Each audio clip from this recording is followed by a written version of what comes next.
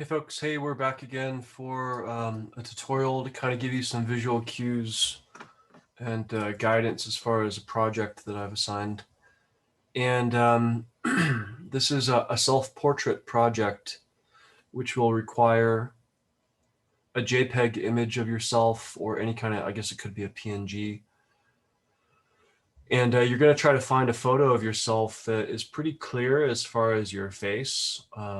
So, you know, we're trying to focus on your facial features with this particular project. If there's a little bit of background information with the particular photograph, that could make things interesting when you're pushing and pulling compositional elements. But again, I would suggest that you try to choose something simple, nothing too complicated.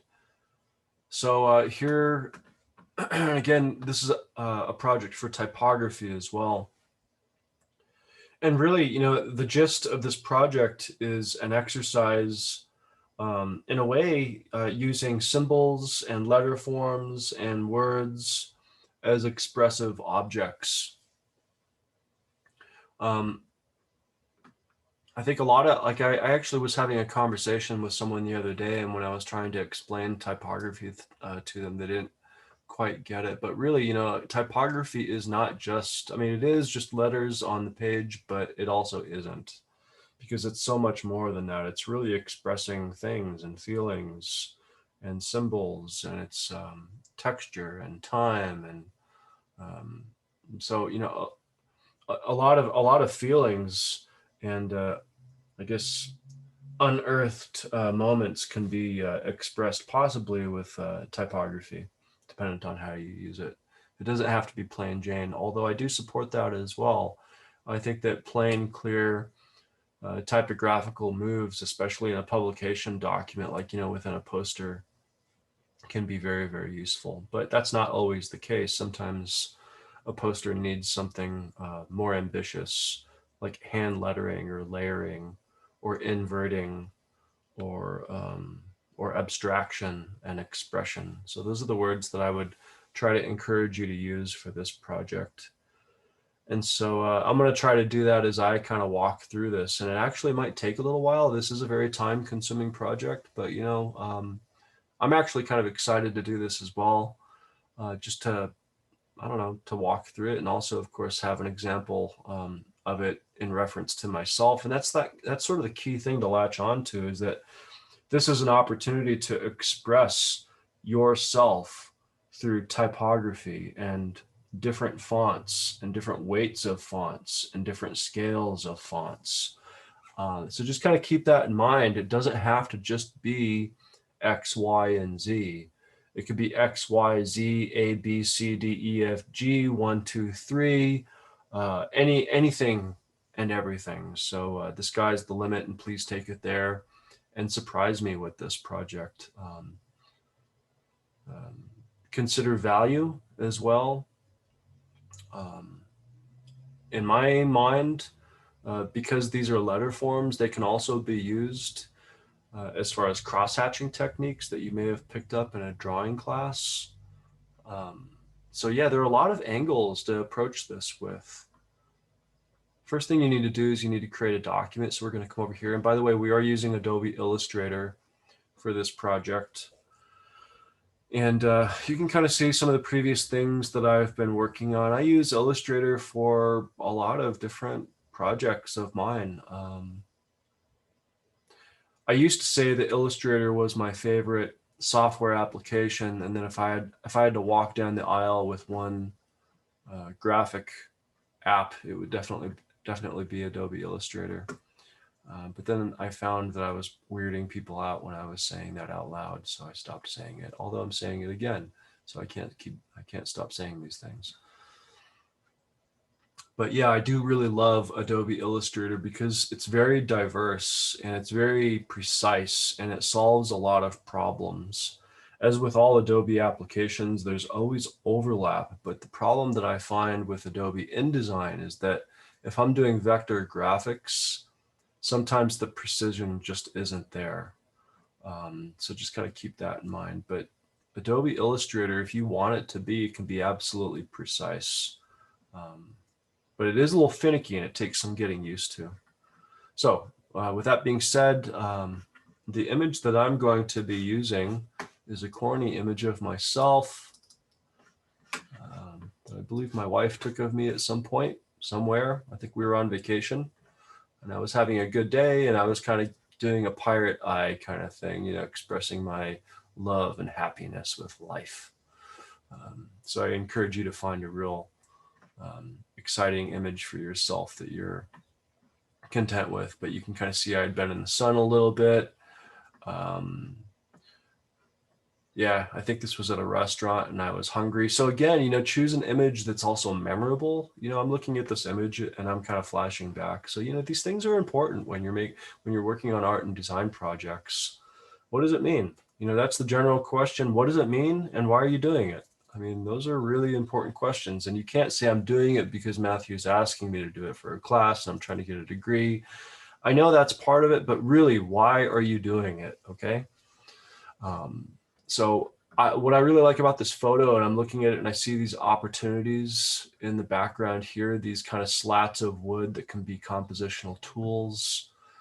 My black shirt. I'm a little concerned about how well my hands will render because in the photograph, obviously you can tell that they're hands, but when it's typography, it might be a little bit more complicated or difficult. So kind of keep that in mind as far as the moves that you're making. I think this is a TV in the background, but in my mind, that's just a highlight. That's a compositional highlight as I'm creating this project. So yeah, you know, pay attention to everything around and within so you can start thinking about how you want to approach things or do things. So that being said, create new document. And we want it to be portrait. We want it to be what? 11 inches high, which is already there, and 8.5 inches wide. So we're pretty much there. And I'm going to keep it CMYK. I'm going to go with a higher quality. So 72 is screen, which is bare minimum, by the way. 150, meh. And 300, you're pretty much safe to even print this at some point if you choose to do so. And so it's easier to go down than up later. So I would start with 300 DPI for sure. And then just hit create. And then you're going to see this artboard that you're going to be working on. I've expanded the screen so you guys can see everything that I'll be doing. But if I hit Command 0 on a Mac, I can blow everything up, of course, which is pretty handy.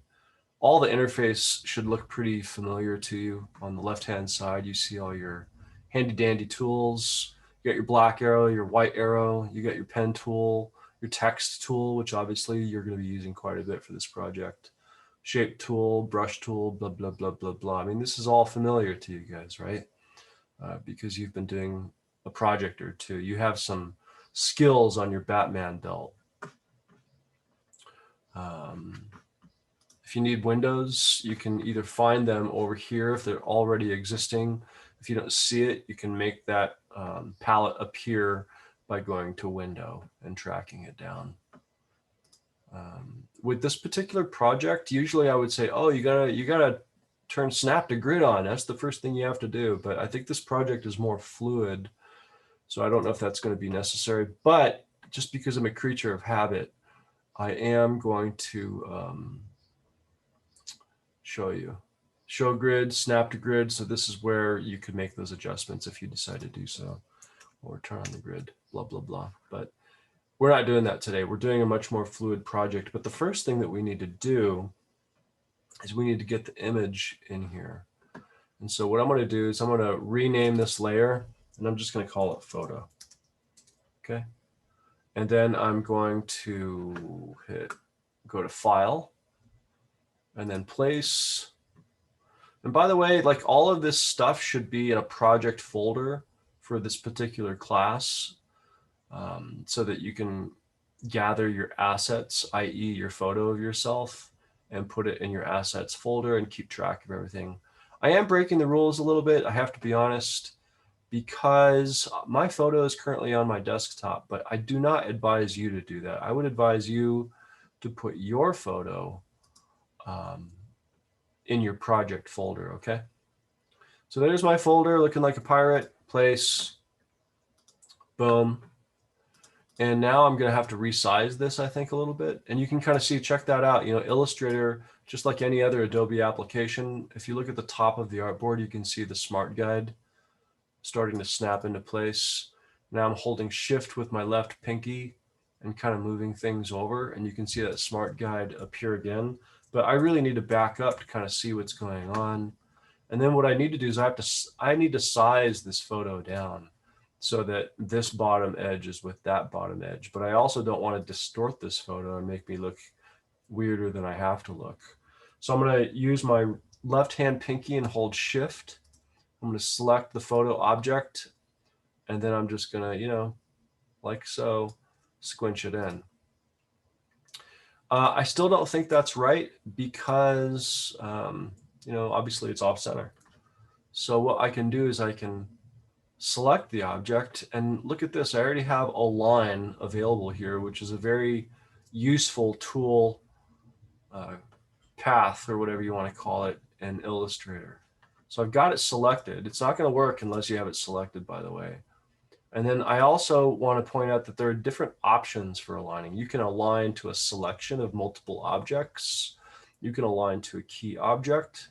But since there's only one object selected, this one is diffused. It's not available. Or you can align to Artboard, which is already ready to rock and roll for me. And so all I have to do is just hit this horizontal align center, and it's going to be in the middle. The thing about this project is that you don't want this photo to move after you position it. And so now your next order of operations is to lock that puppy down. Although if you really want to, you can select this photo. And again, look how the top menu changes, the dock. It's one way currently. If I select the photo, it's going to change, and some different options are going to appear. And what I was going to suggest is that maybe you want to change the opacity at some point while you're working on this project to make it easier to kind of see the typography that you're going to be putting on top. So just be really careful when you're doing that and kind of going back and forth between 100% opacity and maybe 50, because you definitely don't want to move that throughout the duration of the project. Okay, so Command 0, so I can see what's going on. And I am going to reduce the opacity of this project to, I'm going to even go like 30. I only, 40? Yeah, I only need a little hint of information to get things going here, right? Okay, so now what, right? So now you could choose specific words, and that's the other, oh, by the way, look at, I can't make any changes because I've locked down this specific layer for the photo layer. So actually, I need to create a new layer. And by default, it's going to go on top. And I'm just going to call it type 1. And the reason why I'm giving that particular layer a numbered system to start with is because I would imagine that I am going to be creating multiple layers for this project. Because I'm just like cross-hatching, or when you're drawing, you are going to be layering visual information to create value and contrast and highlights or whatever. So yeah, you know, consider this in a way like just a digital drawing, but with typography and the words and expression and abstraction in a way kind of representing your personality and who you are, or who you perceive yourself to be.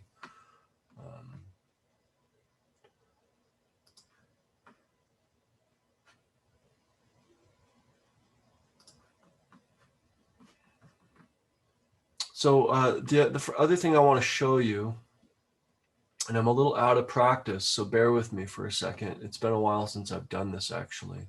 But you can place type on a path, okay? And watch, see right now the path that has, it's not a closed path, of course. I left it open. It has this fill or it's trying to fill, but it's not closed. You can kind of see that it's not closed because the stroke is only on this side where I actually drew the line. So in any case, I can come up here and I can remove that stroke with this red slashy none thing. Okay. So now the stroke has these anchor points, but what you can do to kind of smooth these things out also is if you come up here with your pen tool and look at this, there's the pen tool, and you can add an anchor point, you can delete an anchor point, and those are actually very, very handy things. I do it. In fact, I'll show you. Let's add an anchor point. What the heck, right? Okay, I added an anchor point, as you can see. Although you really can't see it, ironically, because it's a straight line. But I can actually grab that anchor point and I can move it so that it is not a straight line, right? So now I'm going to come over here. We've added an anchor point. You can always delete an anchor point, and I think you guys can figure that out on your own. With the anchor point tool, it's really interesting. What you can do is you can kind of just grab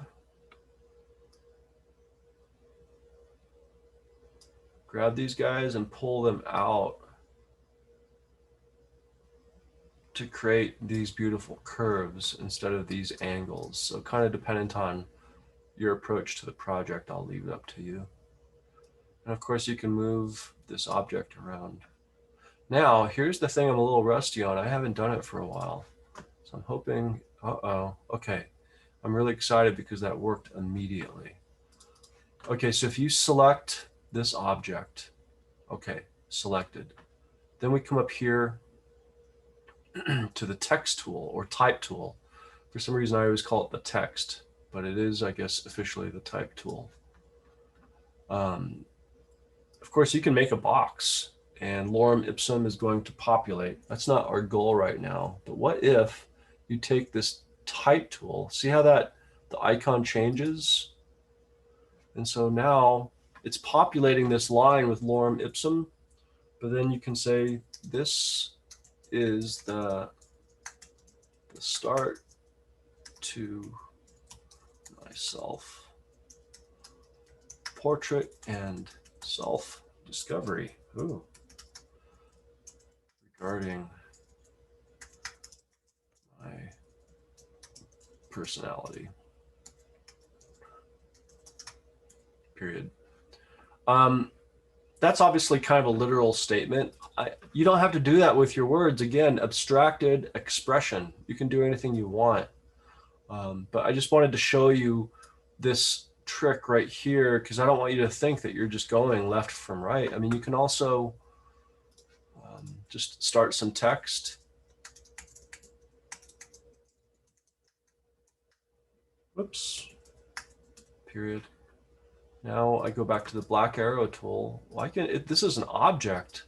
So you can kind of see if I can dive back into that object and I can edit that object, or I can dive back out, select it again, and then I can rotate it.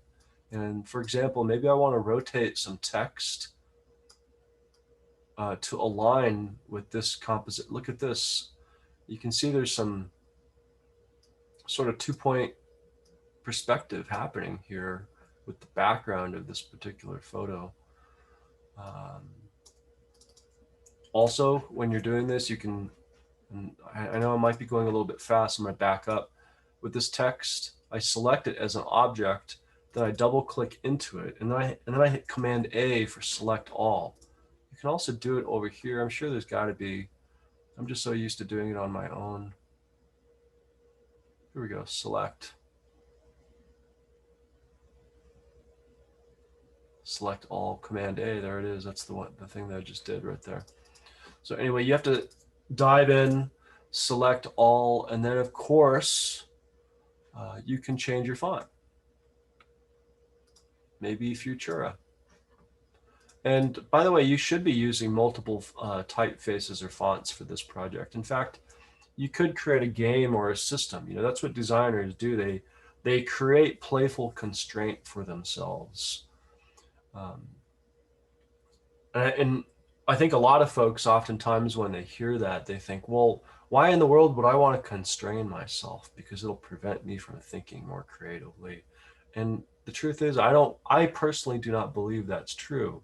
Constraint actually instigates folks to think outside of the box and think creatively to solve a visual problem. And that's pretty much what all this is. Like, these are visual problems that we're critically thinking ourselves through. And when you constrain yourself, in a way, you're kind of practicing for a graphic design career in which you walk into an office and you don't get to think as creatively all the time as you'd like to. So you need to find your voice and find your creativity within that constraint. And that's why I think it's a really good thing. So yeah, so we have an 8.5 by 11 artboard, portrait style. We've chosen a photo. We've talked a little bit about the purpose of this project and what we want to be doing with it. And then we've talked about creating typeface along a path, which I think can be pretty handy. The other thing I wanted to show you was layers. You know, sometimes you are going to have to create these additional layers because, and I would lock that one. And see, now we can't do anything. So we have to select this new layer. We're just going to create some new lorem ipsum.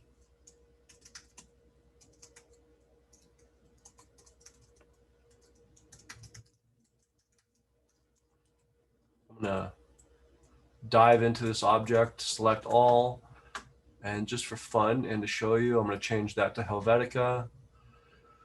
And I want this to be Helvetica bold, just because, you know, we're just kind of playing here. But look what happens when you start overlaying this typeface or text. You know, not all of your words are going to be legible. Is it important for typography to always be legible? You know, sometimes when you see words that are illegible, it's more intriguing than the ones that you can read clearly, and it kind of draws you in, and you end up looking at that particular design poster a little bit more closely. So yeah, using layers I think could be actually very handy for this project as well. I'm not going to go through this entire project because I think that could take, I mean, I could honestly work on this for 3 or 4 hours, and I really just don't believe that that's necessary at this point. But I do want to hit Command S for save and make sure that it's in the correct location, because when you're working on a project like this and you've invested 2 or 3 hours of your time, you really don't want to lose your work. So archive, courses, typography, and project 4.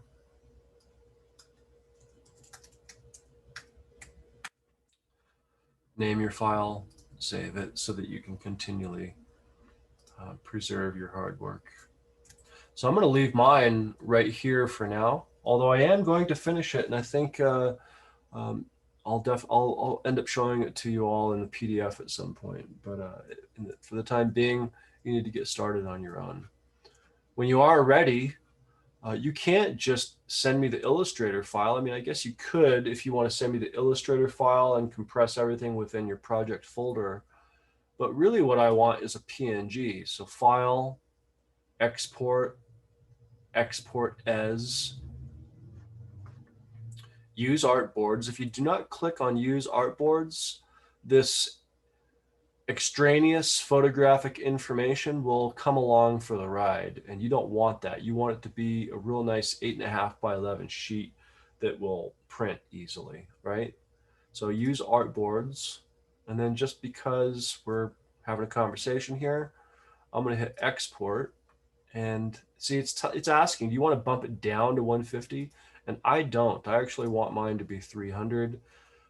With a PNG, there's always the option of a transparent background. Even when I don't see that here, I mean, right now I haven't removed the photo. But by the way, at some point when you are done, you're going to want to remove this photo so you can see only the typography, and you can see how well you're doing as far as tracing your face with words and letter forms. So actually, before I went to export, I should have done that. So apologies. So I'm starting over. I've made that layer go away. File, export as PNG. I'm going to click Artboards, making sure it's going to the right location.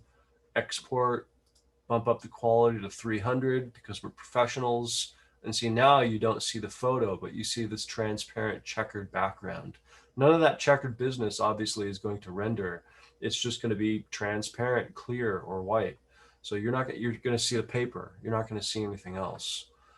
So okay, and okay, open up my Finder. Let's see if we can track down that file that we just saved. Courses. Come on, typography, project 4. You know, your project folders and course folders should be looking extremely complicated as you progress through semesters and years, because you don't want to lose anything. So by the way, here's that PDF. There it is.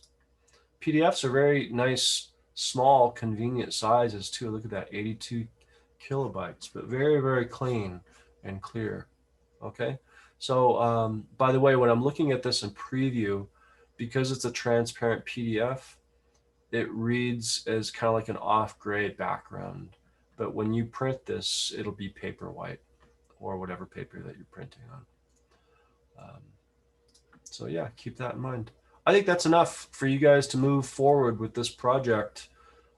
So good luck.